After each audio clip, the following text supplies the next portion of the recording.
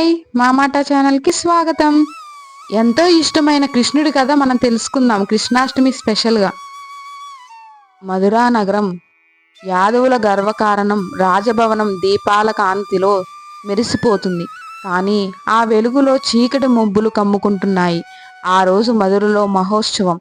యాదవ రాజకుమార్తె దేవకి వసుదేవునితో వివాహ బంధంలోకి అడుగు పెడుతుంది.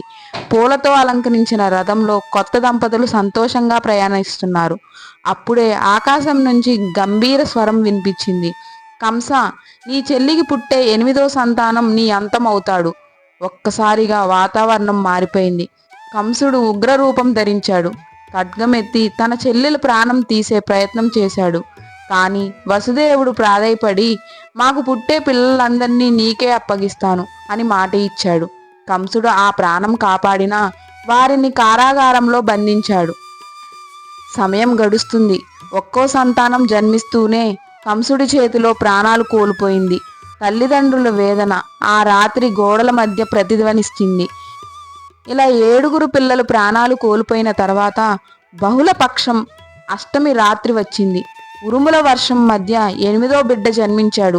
ఆ క్షణంలో అద్భుతం జరిగింది. తలుపులు స్వయంగా తెరుచుకున్నాయి. సంకెళ్ళు విరిగిపోయాయి. కాపలాదారులు నిద్రలోకి జారిపోయారు. వసుదేవుడు ఆ దైవలీలను గ్రహించి శిశువును తలపై పెట్టుకొని యమునా వైపు నడిచాడు.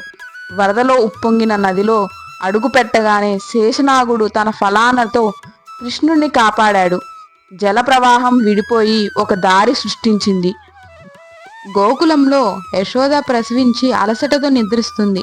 వసుదేవుడు నిశ్శబ్దంగా శిశువుని మార్చి ఆడపిల్లని తీసుకొని తిరిగి కారాగారానికి చేరుకున్నాడు.